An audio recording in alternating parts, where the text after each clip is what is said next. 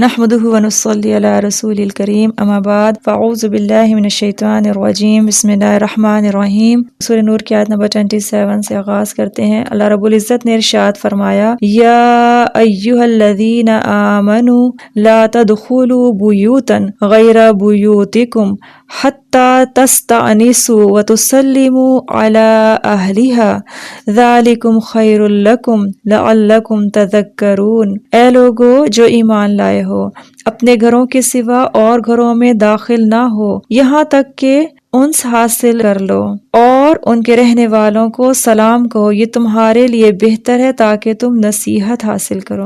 اس سورت کے پچھلے جو 3 رکوع ہیں، چوتھا رکوع سٹارٹ ہوا ہے، جو پچھلے 3 رکوع ہیں اس کے اندر سارے کے سارے قوانین، قانونی ضابطے بیان ہوئے ہیں۔ ہمیں بتایا گیا ہے کہ زنا کی حدود کیا ہے، حد قذف، واقع افک کے بارے میں تفصیلاً تذکرہ کرنے کے بعد جو 4 رکوع شروع ہو رہا ہے اس کے اندر اخلاقی ضابطے بیان کیے گئے ہیں، یعنی کہ ہمارا کریکٹر اور ہمارے گھروں کے اندر بلڈنگ جو بلاک ہیں معاشرے کے، ایک سوسائٹی کے، اس کے اندر کون سے ایسے اخلاقی ضابطے ہوں جس کی وجہ سے زنا تک کے معاملات ہونے ہی نہ پائیں۔ تو زنا کی روک تھام کے لیے اخلاقی ضابطوں کا ہم بیان کرتے ہیں۔ اس میں سب سے پہلے ہے اختلاط مرد و زن، اس سے بچنا بہت امپورٹنٹ ہے۔ اس سے بچنے کے لیے کیا کرنا ہے کہ سب سے پہلے ہمیں مردوں اور عورتوں کو ممکنہ حد تک باہمی ریلیشنز سے، جو کہ اللہ تعالیٰ نے جائز قرار نہیں دی، ان سے روکنا ہے کہ معاشرہ سے پاک ہوتا ہے، کھلی چھٹی نہ ہو۔ سم ٹائمز آپ کہتے ہیں کوئی مسئلہ نہیں ہے، ہم کانفیڈنٹ ہیں، ہم بات چیت کر سکتے ہیں، مل جل سکتے ہیں، لیکن اللہ رب العزت اس کے اوپر کھلی چھٹی اور رابطوں کی تمام اشکال پر اس طرح کی پابندی ضرور لگاتا ہے کہ زنا تک کے معاملات پیش ہی نہ آئیں۔ اس آیت مبارکہ میں یہ بات بیان کی گئی۔ اللہ رب العزت نے فرمایا کیا کہ اے لوگو جو ایمان لائے ہو،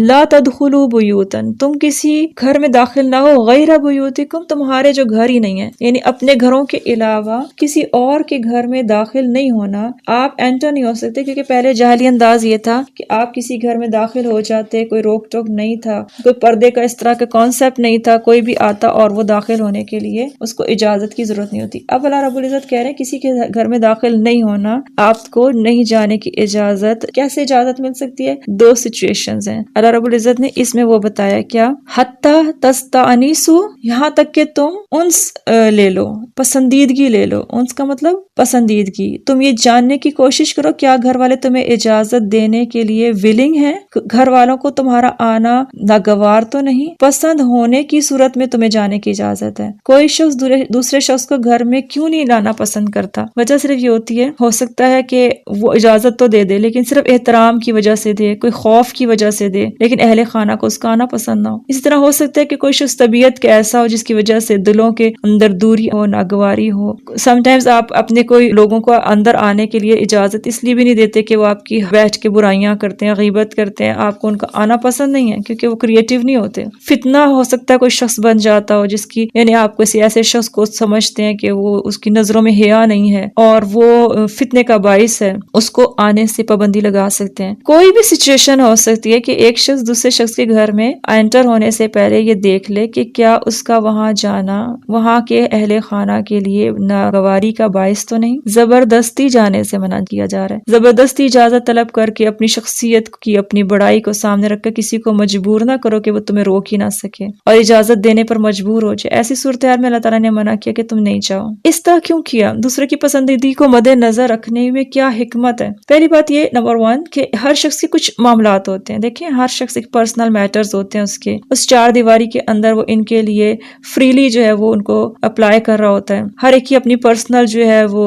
مصروفیت آتی ہے، پرائیویسی ہوتی ہے، اس کے اندر وہ مداخلت کرنا پسند نہیں کرتا کیونکہ گھر ایک پرائیویٹ سیکٹر ہے۔ کسی بھی سوسائٹی کے اندر ایک گھر کا مطلب یہی ہے کہ اس کی 4 دیواری ہے، اس کا دروازہ ہے، مینس کہ ایک سیپریٹ پورشن ہے جس میں وہ اپنے مخصوص حالات کے لیے اپنی پسند کے مطابق گھر کو محفوظ بھی کر رہا ہوتا ہے۔ ان دروازوں کو عبور نہیں کرنا کیونکہ اس میں پرائیویسی ڈسٹرب ہوتی ہے، ٹھیک ہے، پہلی بات۔ دوسری بات کہ گھر آپ کو پتہ ہے ایک مضبوط قلعے کی مانند ہے۔ جو قلعہ ہوتا ہے نا، اس کا مطلب کیا ہوتا ہے کہ اس قلعے کے اندر ایک عورت اپنی 4 دیواری میں تحفظ اور پردے کا خیال رکھتی ہے، اس میں مداخلت سے منع کیا گیا تاکہ مرد اور عورت اس طریقے سے سامنے نہ آئیں جس طریقے سے آنے پر کوئی آگے مزید برائیوں کا راستہ راستہ کھلے. کیونکہ جب دیکھیں ایک شوہر ہے، بیوی ہے، ان کے ذاتی معاملات ہیں، کچھ گھریلو حالات ہیں جو دوسروں سے چھپا رہے ہوتے ہیں لیکن ان کے اپنے اندر چل رہے ہوتے ہیں، کچھ اندرونی کیفیات ہیں، کچھ اس کے بارے میں نہ تو کسی کو تجسس کرنا چاہیے کہ وقت بے وقت آ کے دیکھے، نہ ہی مداخلت کرنی چاہیے کہ وہ نہیں بھی دوسرا پسند کر رہا اور آپ پہنچ جائیں، ایسا کرنا پسند نہیں. اچھا، ایک اور عورت خواتین کے حوالے سے بڑی خوبصورت حدیث ہے. نبی صلی اللہ علیہ وآلہ وسلم نے فرمایا، صحیح بخاری کی حدیث ہے کہ نبی فرماتے ہیں کسی بھی عورت کے لیے یہ جائز ہی نہیں کہ وہ خاوند کی موجودگی میں کوئی نفلی روزہ رکھے، اس کی اجازت سے رکھ سکتی ہے. یعنی روزہ کانسیپٹ کتنا خوبصورت ہے،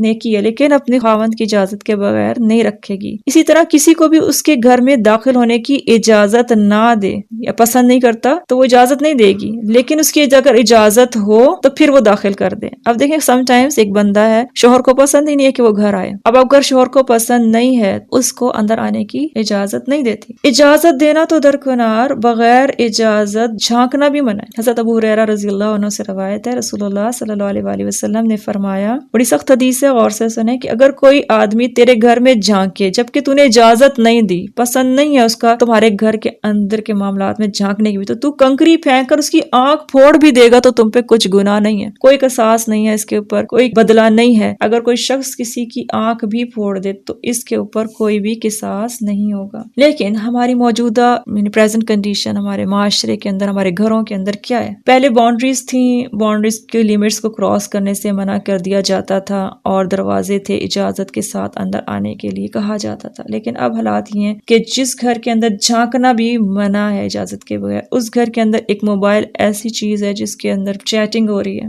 ماں باپ کو پتہ ہی نہیں ہے، یا پتہ ہے ناپسند ہوتا ہے ماں باپ کو کہ ہماری بیٹی یا بیٹا جو ہے کسی سے بھی کسی نامحرم کے ساتھ بات کریں. لیکن چیٹنگ میں آپ دوسرے کی پرائیویسی میں دخل انداز ہوتے ہیں، اجازت کے بغیر رابطہ کر رہے ہوتے ہیں. ایک شخص ہے، اپنی بیوی موجود ہے، لیکن کسی دوسری کی بیوی کے ساتھ یا ویسی کسی لڑکی کے ساتھ افیئر چلا رہا ہوتا ہے، گھنٹوں باتیں کر رہا ہوتا ہے. یہ شادی شدہ گھروں کے اندر کا المیہ ہے جو میں آپ سے ڈسکس کر رہی ہوں. سیم اسی طرح ایک شادی شدہ عورت ہے اور وہ ایک ایسے شخص سے بات کر رہی ہوتی ہے جس کو خاوند نے پسند نہیں کیا، تو پھر اللہ تعالیٰ نے اس چیز کو چونکہ جائز قرار نہیں دیا اور وہ پرائیویسی میں مداخلت کرے، ایسی صورت میں اللہ رب العزت ایسے شخص کے لیے کہا ہے کہ اگر جھانکے بھی تو اجازت نہ کر دی ہو تو کنکری پھینک کے اس کی آنکھ بھی پھوڑ دے. اتنا یعنی کہ اللہ تعالیٰ نے منع کیا ہے. ہمارے رب کو پتہ ہے، ہمارے رب کو ساری باتیں پتہ ہیں کہ اللہ تعالیٰ ہمارے گھروں کے سیٹ اپس کو دیکھنے والے، ہمارے گھروں کی پاکیزگی کا باعث بننے والے اعمال کون سے ہیں، اللہ رب العزت کو معلوم ہے. جب موبائل کی ٹیکنالوجی جدید دور کا فتنے میں ہم دیکھتے ہیں کہ چار دیواری کا لحاظ کیے بغیر کنیکشنز ہو رہے ہیں اور لڑکے اور لڑکیاں اس فتنے میں مبتلا ہو کر اپنا بہترین جوانی کا وقت، میں کہوں گی بہترین جوانی کا وقت ہے، اور وہ ہم خود بخود اپنے ہی ہاتھوں برباد کر رہے ہوتے ہیں. اس کو کیسے روکا جا سکتا ہے، یہ بھی میں تھوڑا سا ڈسکس ضرور کروں گی کہ ایک کانسیپٹ لوگوں کو دے دیں، اللہ دیکھ رہے ہیں. یہ وہ چیک ہے، وہ پہرا ہے جو اولاد پر بھی لگ جائے، خود والدین کے اوپر لگ جائے، کیونکہ شادی شدہ لوگ بھی اس میں ملوث ہو جاتے ہیں. تو یہ فتنہ اگر ہے بھی تو انسان کو اپنی لپیٹ میں نہیں لے گا. یہ پہرا کہ اللہ دیکھ رہا ہے، وہ ہمارے ایک ایک عمل کا حساب لے گا. اگر ہماری تنہائیاں پاک نہیں ہیں، ہمارے تنہائیوں کے گناہ کی وجہ سے ہمارے نماز روزے ضائع ہو جاتے ہیں. ہم روزہ رکھ کے سارا دن اگر چیٹ کر رہے ہوتے ہیں اور نامحرم سے گفتگو کر رہے ہوتے ہیں، بلا وجہ کی بات کرتے ہیں جس کو گھر والوں نے پسند بھی نہیں کیا ہے، تو اللہ رب العزت آپ کے سارے تہامہ پہاڑ جتنے اعمال بھی ضائع کر دیتے ہیں. حدیث کی روشنی سے اللہ رب العزت تہامہ پہاڑ جتنے اعمال لانے والے شخص کے اعمال کو ریزہ ریزہ کر کے ان کو بالکل ختم کر دے گا، وجہ صرف اس کی تنہائیوں میں کیے گئے گناہ ہوں گے. تو اس سچویشن میں خود کے اوپر یہ چیک لگانا ضروری ہے کہ اللہ دیکھ رہا ہے، اس نے میرے ہر عمل کا حساب دینا. ہمارے روزے ایسے نہ گزریں کہ روزہ ہو بھی اور نہ بھی ہو، یعنی روزہ ہو اور ہم اس کو فضول چیزوں میں ضائع کریں. یہ تو ہم نے دیکھا کہ ہم دوسروں کے گھروں میں جانے کے حوالے سے اپنے گھر کے لیے بھی کچھ رولز ہیں. اگر آپ نے اپنے گھر میں بھی داخل ہونا ہے، اس کے اندر انٹر ہونا ہے،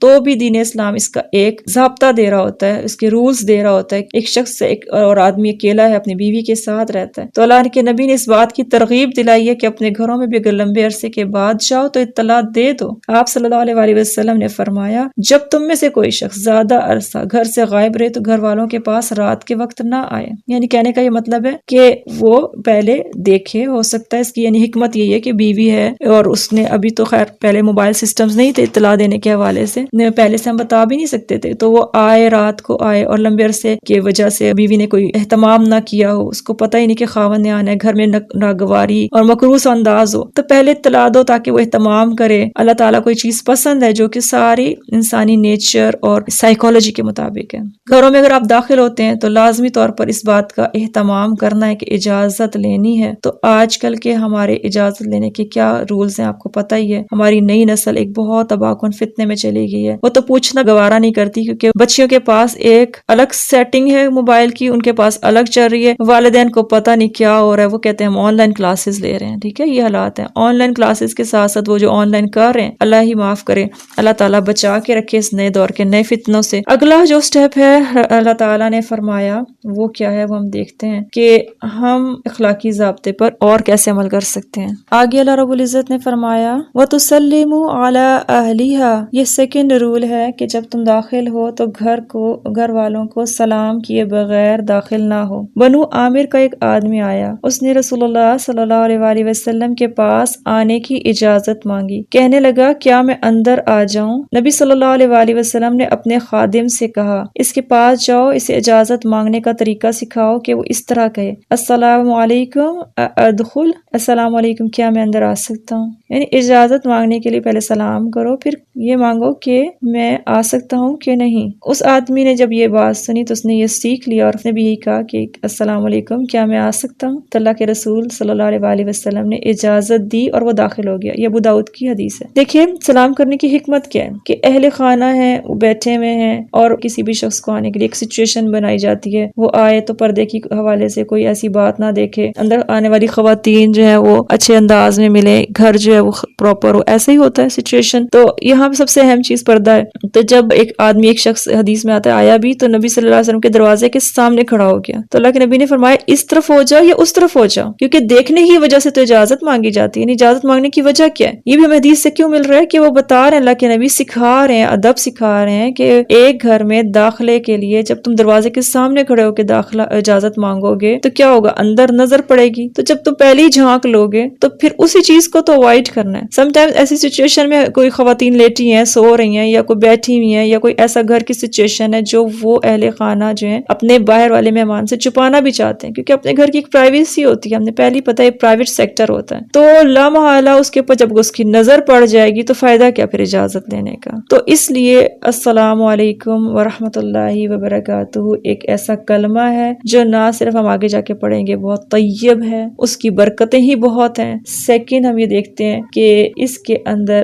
اجازت مانگنے کا جو رول ہے وہ یہ کہ اندر والے بھی پریپیئرڈ ہو جائیں اس بات کے لیے کہ وہ کسی مہمان کو اچھے طریقے سے ریسیو کر سکیں۔ اور یہ بات ہمیشہ یاد رکھیں کہ مہمان جو رحمت بن کے آتا ہے اس کو ہم اچھے انداز میں ٹریٹ کرنا، یہ ساری ہمیں حکمتیں اس سے ملتی ہیں۔ کچھ لوگ یہ سمجھتے ہیں کہ مہمان آ رہا ہے بودر ہی نہیں کرتے، یہاں پہ تو ایک شخص ہے وہ شوہر ہے، اپنی بیوی کو بھی اس حالت میں دیکھنا نہیں چاہتا تو وہ اطلاع دے تاکہ اس کی بیوی اس حالت میں ہوئی نہ کہ ناگوار گزرے۔ ایک میاں بیوی کے درمیان اگر یہ اتنا لحاظ ہے، یہ ایک ہیومن سائیکالوجی ہے کہ آپ ان گھروں میں آنا پسند کرتے ہیں جہاں آپ کو اہتمام ملتا ہے، خوش ہوتے ہیں۔ کتنی خوبصورت بات ہے نا کہ اللہ تعالیٰ بھی تو ہمیں جنتوں میں گھر دیں گے، اللہ کہتے ہیں وہ گھر تیار ہیں تمہارے لیے، جنت تیار کر دی گئی ہے، مطلب تیاری ہے، اہتمام ہوا ہے، اس میں یہ چیزیں موجود ہیں۔ اللہ ہمیں جنتوں کے کیسے بتاتے ہیں کہ جنتوں میں تمہارے لیے یہ گھر تیار ہے، فلاں ایسا تیار ہے۔ حضرت خدیجہ کو جب بشارت دی گئی تو کیا دی بشارت کہ آپ کے لیے ایک موتیوں کا گھر ہے، تیار ہو چکا۔ جب آپ کو پتا ہوتا ہے نا یہاں تیاری ہوئی ہوئی ہے